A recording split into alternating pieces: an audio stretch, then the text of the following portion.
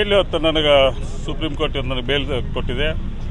ಇವತ್ತು ನಾನು ರಿಲೀಸ್ ಆಗಿದ್ದೇನೆ. ನನಗೆಲ್ಲ ನಮ್ಮ ಜನ ಇವತ್ತು, ಯಾಕಂದರೆ ನನ್ನ ಕ್ಷೇತ್ರದಲ್ಲಿ ಒಬ್ಬ ಶಾಸಕರಿಲ್ದನೆ ಸಾಕಷ್ಟು ತೊಂದರೆಗಳಾಗಿರ್ತವೆ. ಆ ಜನರಿಗೆ ಒಂದೇದಾಗಿ ನನ್ನ ಜನತೆಗೆಲ್ಲರಿಗೂ ನನ್ನಿಂದ ಕೆಲಸದ ತಡೆಗಳಾಗಿದ್ದರೂ ಕೂಡ ಎಲ್ಲರಿಗೂ ವಿನಂತಿ ಮಾಡ್ಕೊತೀನಿ. ನಾನು ಇವಾಗ ಆಚೆ ಬಂದಿದ್ದೇನೆ. ಇನ್ನು ಜನರು ಏನೋ ಕೆಲಸ ಇದ್ದರೂ ಫಸ್ಟ್ ಆದ್ಯತೆಯವರು ನಾನು ಜನರಿಗೆ ಕೆಲಸ ಮಾಡಿ ಕೊಡ್ತೇನೆ ಅಂತ ಹೇಳಕ್ಕೆ ಇಷ್ಟಪಡ್ತಾರೆ. ಷರತ್ತುಬದ್ಧ ಇದೆ. ಯಾಕಂದ್ರೆ ಕೋರ್ಟ್ ಏನು ಷರತ್ತು ಹಾಕಿರ್ತಾರೋ ಅದ್ರ ಪ್ರಕಾರ ನಾವು ನಡ್ಕೋಬೇಕಾಗುತ್ತೆ. ಆ ರೀತಿ ನಡ್ಕೊತೀವಿ ನಾವು. ಎಸ್, ನ್ಯಾಯಾಲಯದಲ್ಲಿ ನಮ್ದು ಇನ್ನೂ ಕೋರ್ಟ್ ಎಂಡಿಂಗ್ ಸ್ಟೇಜಲ್ಲಿದೆ. ಇವತ್ತು ಕೋರ್ಟಿಗೆ ನಾವು ಗೌರವ ಕೊಡಲೇಬೇಕಾಗುತ್ತೆ. ಕೋರ್ಟ್ ಏನು ತೀರ್ಪನ್ನು ಕೊಡುತ್ತೆ, ತೀರ್ಪಿಗಾಗಿ ನಾವೆಲ್ಲರೂ ಕಾಯ್ತೀವಿ. ನ್ಯಾಯಾಂಗದ ಮ್ಯಾಗೆ ನಮಗೆ ಗೌರವ ಇದೆ.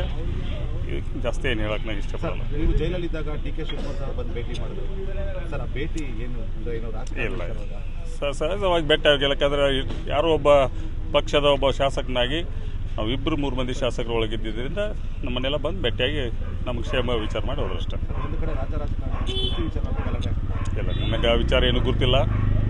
ಹೊರಗೆ ಬಂದಿದ್ದು ನೋಡೋಣ.